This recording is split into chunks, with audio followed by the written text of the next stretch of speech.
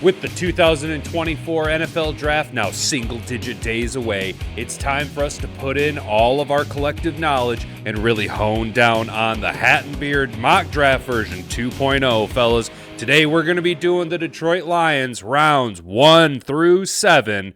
All right, we're going to be using a different tool this time instead of PFFs, which we've used and come to learn and love with, that we've been using for the past couple years. Now, because I'm such a cheapskate, we're going to be using ESPN's NFL mock draft simulator, and we're going to see how that works out. So, man, there's not a whole lot to really get into here, guys. I mean, it's pretty cut and dry, right? We're going to hammer out this mock draft. You guys are going to give me a comment down below what you think about it, and we're going to hopefully get some players to fall where we want. I'm still holding out that Chop Robinson somehow falls to us at number 29. I'm probably not going to be making any trades, but, you know, hey, no one can get in the mind of Brad Holmes. No one knows what Brad Holmes is going to do until Brad Holmes pulls the trigger on draft night, and I, for one, am super excited about it, but we're going to kind of just play it out, and we're going to sit tight at all of our picks and just really pluck away to kind of see where everybody falls. So, fellas, if you, in fact, like my General Sow, I'm going to give it to you now. This is the Hat and Beard Show. I'm your host, Hat and Beard. We're here to say the quiet part out loud. Let's get into it, fellas. We're going to get up, and on the way up, we're going to bite a kneecap off. Doesn't matter if you have one ass cheek and 3 toes. I will beat your ass.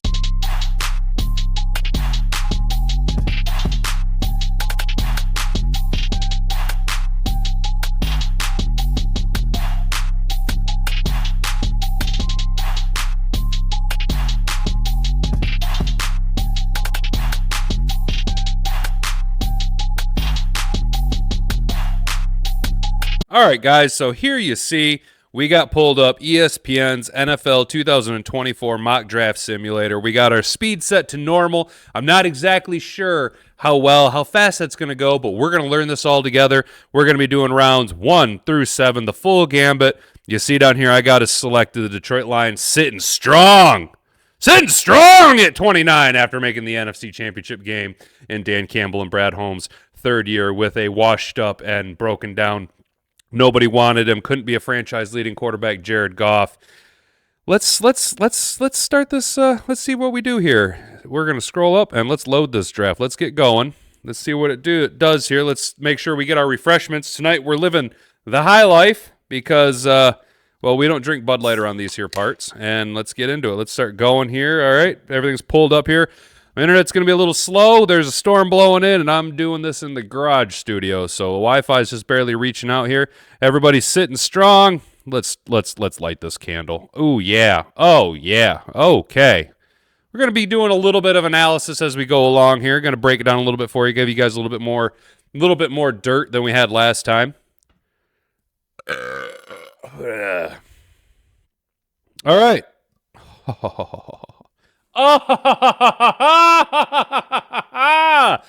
Oh, say it isn't so.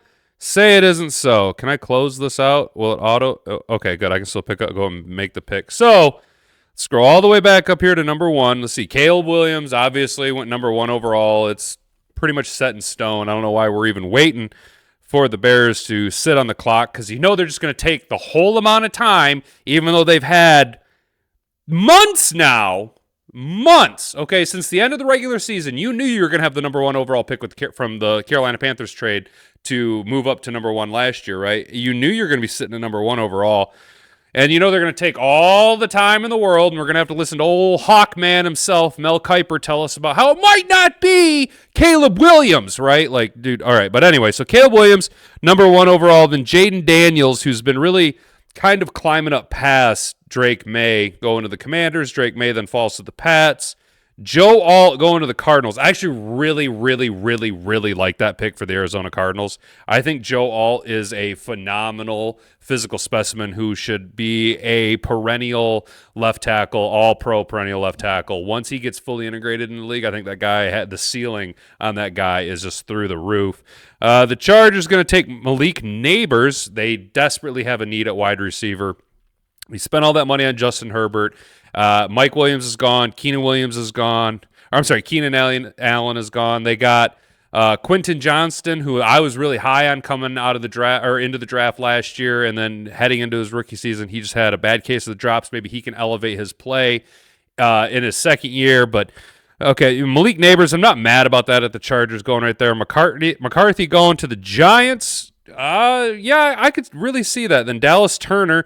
So I've really been seeing Joe Alt go to the Titans a lot at number 7. So Dallas Turner going to fill in that spot after Joe Alt gets taken at 4 by the Cardinals. The Falcons going to go with Brock Bowers at 8.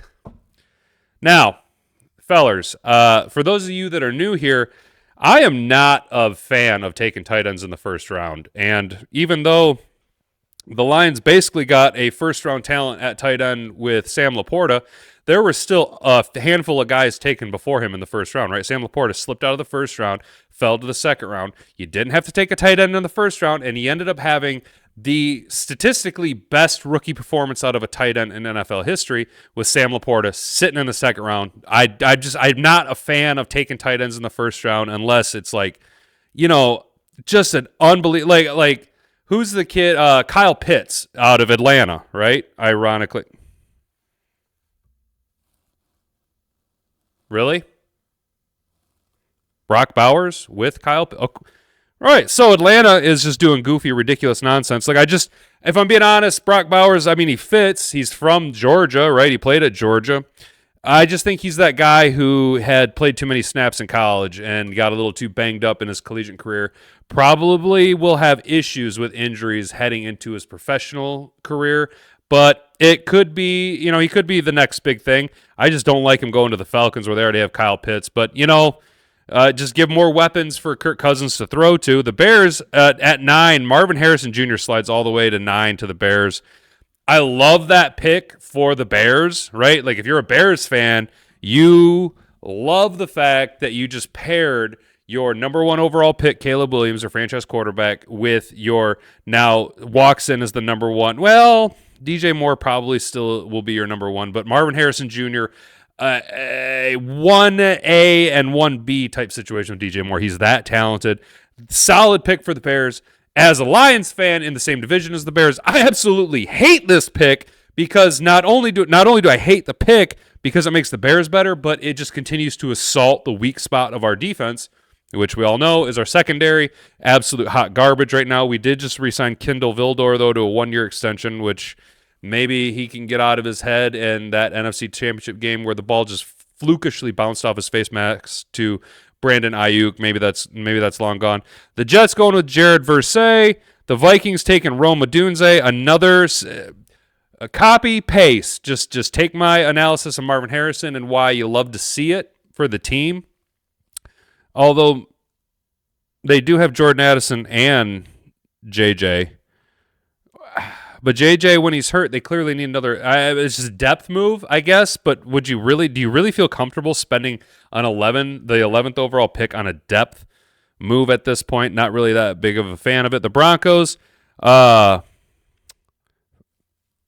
take the big offensive tackle. I can't even pronounce his name. I'm not even gonna pretend to try and pronounce his name. Broncos need help along the front 7 or the front 5, not the front 7, the front 5.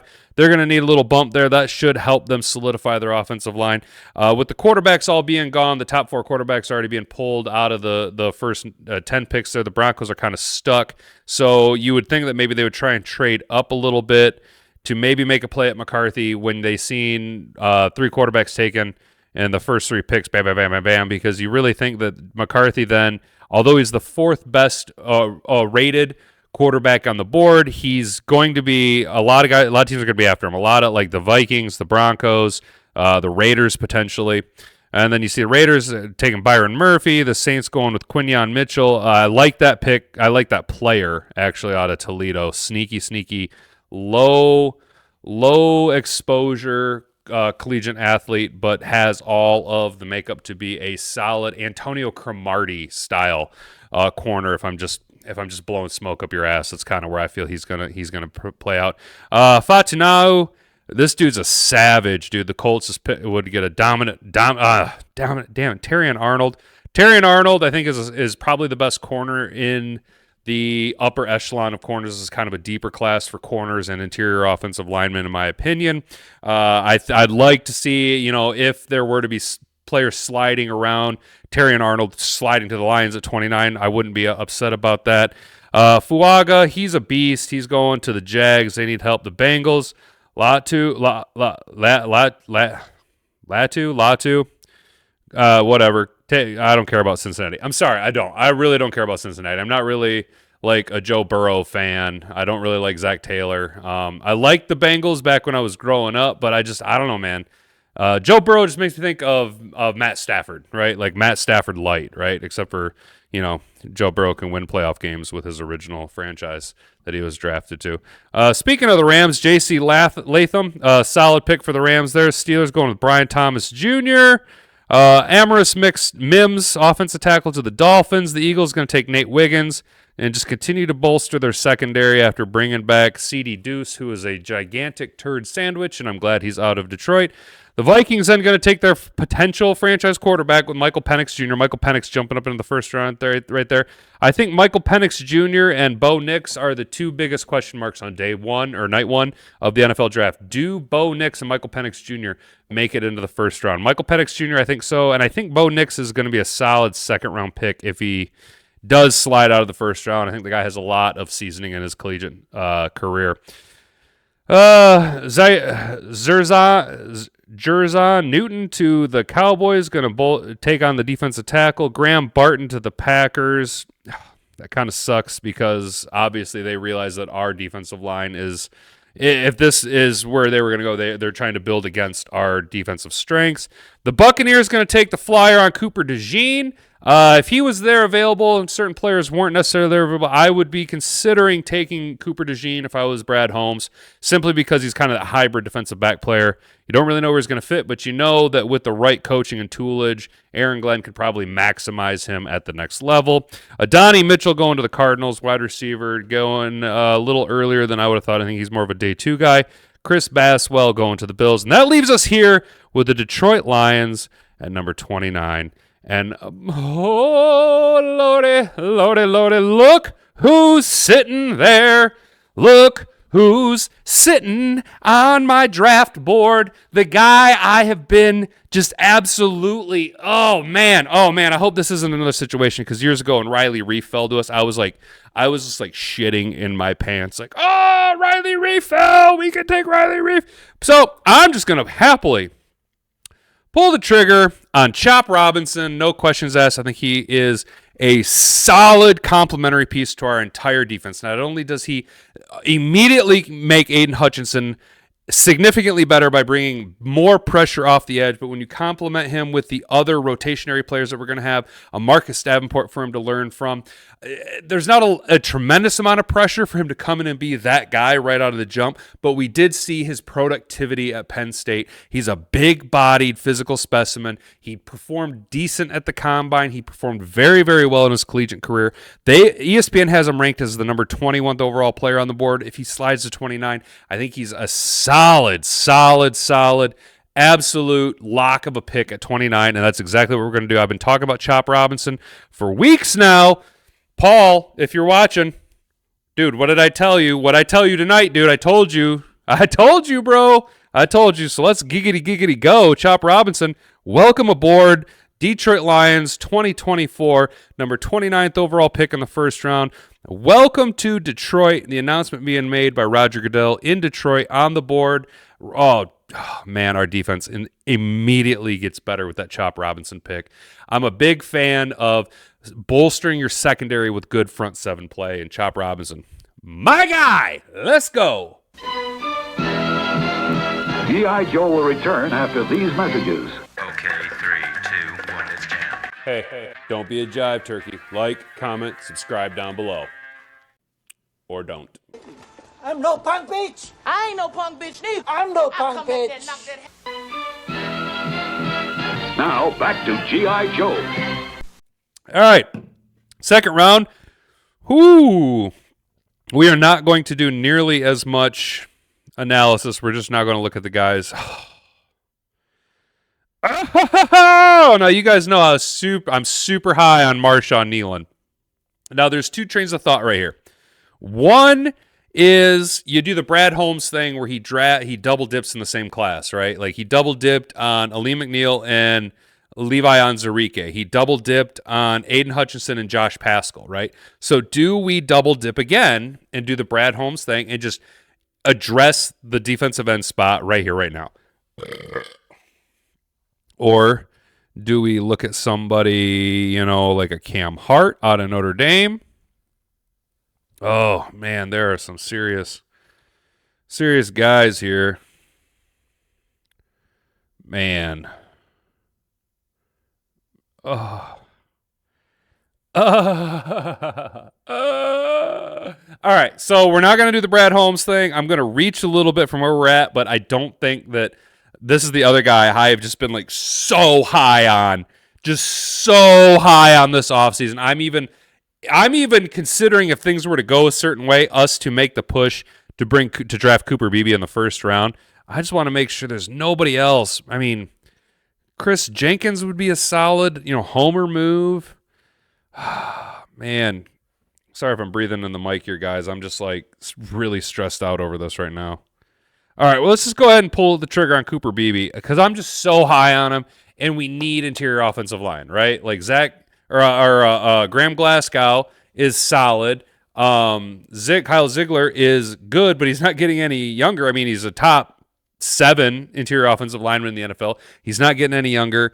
Obviously, the interior offensive line needs to be addressed with a little bit of youth movement because everybody's kind of getting up there in years, and unless Colby Sorsdal takes a huge step in the offseason, we need some serious depth play as well as potential future starters for our interior offensive line. So let's go ahead. Cooper Beabe, welcome aboard. Detroit Lions, second-round pick.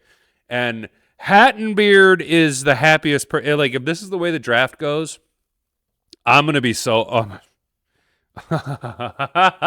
if this is the way our draft goes, rounds 1 through 7, or just the first 2, but, I mean, oh, man, the first 2 picks, if it for real went Chop Robinson and then Cooper Beabe, I just might have to extend my vacation because Lord knows what's going to happen. All right, so here we go. Third pick, number 79 overall.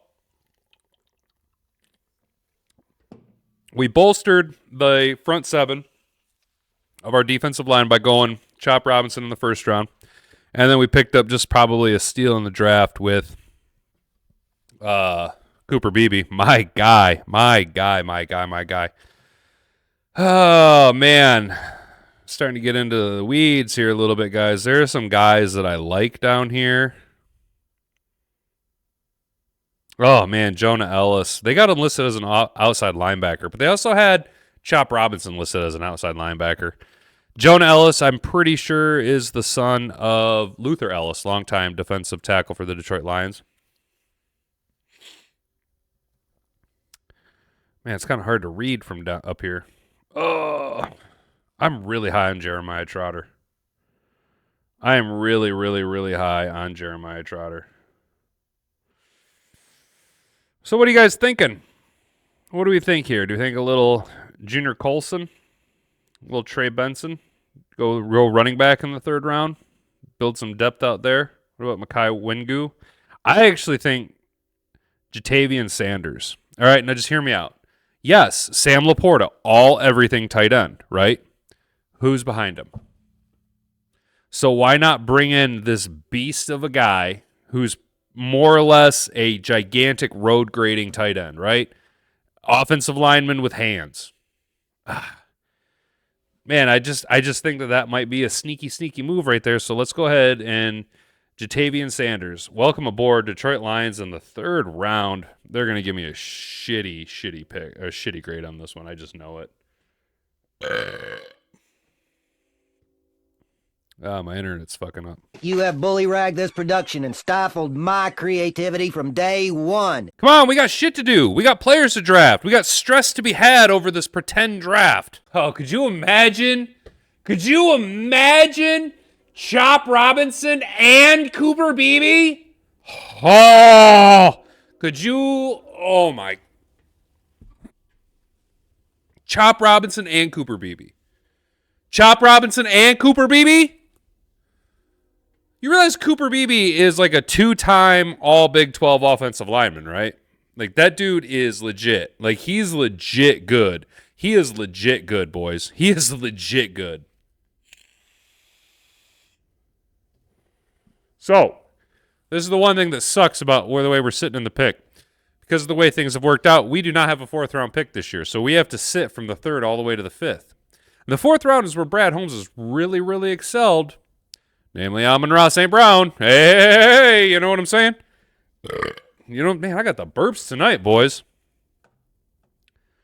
All right, so here we go. 5th round. Oh! Damn! Didn't even think about that. Didn't even think of the depth at this tight end class. Tip Riemann. Oh, man, I should have waited. I should have waited and taken Tip Riemann. This guy's a tank. Oh, man.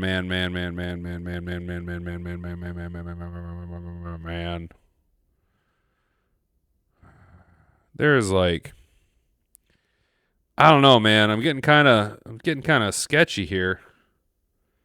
Getting a little stressed out over the names here. Ain't the guys who I've seen been falling.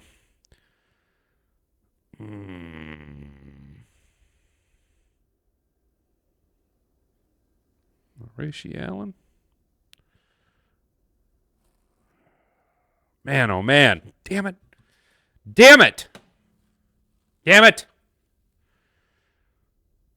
What about Oladipo?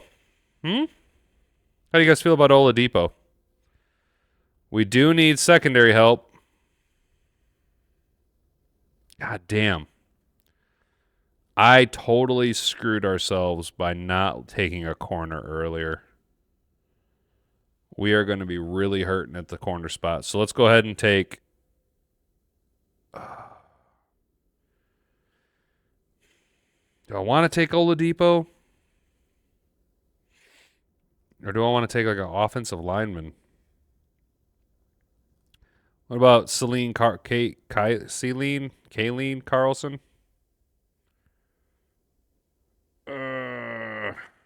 I just really like the Oladipo move here. Mostly because Brad Holmes is a big proponent in drafting the best player available. So follow my logic here. Brian Branch is obviously a dominant slot corner, right? He can play the slot. So you go ahead and you slot over Carlton Davis and maybe Amik Robertson as your starting corners, right? And then your nickel corner is played by Brian Branch. That means Kirby Joseph and Ife Melifonwu, and then now potentially Oladipo are covering your safeties, with one of them being the rotational player. Obviously, more or less the rookie, probably going to be a rotational player based on the performance that Ife Melifonwu had last year and what we know Kirby Joseph's ceiling is. Even his floor last year, he wasn't as explosive as he was in his first year, was still a solid safety where he's only projected to have more, I would say, an upward trajectory. So build out that safety room and you get a little bit of secondary help to add depth and allow a little bit more flexibility for Brian Branch. 6th pick, you know what? I'm just gonna I'm gonna sit here and I'm gonna overanalyze this thing, even though we all know that I'm going to take Tip Riemann. Just kind of want to see who's out there.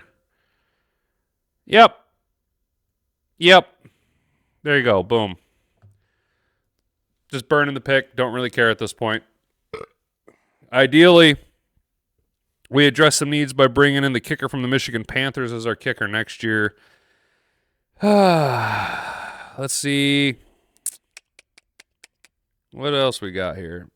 I just took the tight end. I just took Tip Riemann. And, you know, boys, I'm really sorry if I'm, like, exhaling super hard into the mic. I'm just... I'm not gonna lie. The draft period is like it's so stressful for me. This whole process is just like unbelievably. Oh, boom! Why not? Yes, Frank Gore Jr. Let's go! Boys, I can't tell you how big of a fucking fan I was of Frank Gore. Dude, Frank Gore was a beast, absolute beast in his prime, and why not? Why not take Frank Gore Jr.? Welcome aboard. Build out that running back room. We got depth on depth on depth on depth. We got depth at the interior offensive line. We got depth at safety. We got depth on depth at tight end, and I would just add a little depth at the corner, or I'm sorry, in the running back room.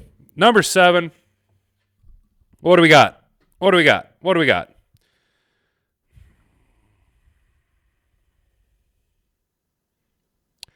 just to appease everybody, Ryan Watts, we're going to take a corner, even though he's probably going to be the next Chase Lucas. But hey, we'll just take a corner in the 7th round. That way we can say that we added depth to the corner room. So other than Chop Robinson and possibly Cooper Beebe, if he were to perform and outplay, like, say, a Graham Glasgow, who Graham Glasgow we know can play center and guard, so maybe not necessarily forcing him to be the starter, but be that swing interior offensive lineman where he can play guard and center, both positions at guard, and maybe Cooper Beebe becomes the number 1 right guard or left guard. I can't remember which side Zietler plays on off the top of my head. But everybody else is pretty much a depth maneuver here. So let's see what we got here. Are they going to give me any grades? Why did they show me the Chicago Bears pick over here? Was it because that was who I was talking about the most of? Well, all right. So we went. Oh man. This is like these two right here. Oh man, dude, that is. See, even chance available at pick, ESPN's giving it base a 48%, just under 50%. So like oh man, guys, I need Chop Robinson to fall to us. I don't like unless Terrion Arnold falls to us or Quinion Mitchell falls out of the top 20 into the 29th spot. I don't really like a Kool-Aid McKinstry. I don't like any real corner at that spot who is consistently popping up in availability in the mock drafts. But dude, Chop Robinson, I mean, if he's there, you just got to absolutely pull the trigger. And then Cooper Beebe, I don't mind reaching a little bit for him. Obviously, he's going to probably projected to be there. Jatavian Sanders, not necessarily the most available guy there. Again, I like that as pick. Tip Raymond, what could have been anywhere in these spots here. Ryan Watts probably wasn't even going to be a drafted player. Frank Gore, that's just a flyer. Same with Raymond and Oladipo. Yeah, so I just kind of FA'd and FO'd around in the rounds. Well, you could really even say after the second pick in the 3rd round. I just kind of FA'd FO'd. So, that's what it is. That's the mock draft, boys. Hey. So, what did you fellers think, huh? What'd you think, huh? Chop Robinson fell to us. Hey! Chop Robinson. I was able to get Chop Robinson and Cooper Beebe in the first 2 rounds. Oh, dude, do you know how dominant our offense and defensive lines would be with those 2 cats? Oh, we already had a sick-ass offensive line. But now you go ahead and you add the All-American, the All-Big 12, 2-time Big 12 offensive lineman in Cooper Beebe. Our offensive line becomes a just absolute wrecking force on the gridiron. And then Chop Robinson falling to us at 29. Our defense immediately takes a full step forward. Our entire front 7 gets better. He makes our secondary better. He makes everything better. Everything would be so much better if this is indeed the route that it goes. So let's hope that Chop Robinson falls, and let's hope that Brad Holmes doesn't make stupid picks like I did on days 2 and 3, because I kind of messed around and just seen how it went. So let me know what you guys think. Comment down below what kind of grade you would give, what kind of things you do differently. And just a heads up, we will be doing one more mock draft before the draft next week. And then if we can get things up to 5, all right, if you guys can get me to 500 subscribers before the draft, I will do a live stream talking about the NFL draft on Wednesday evening-ish of next week. How's that?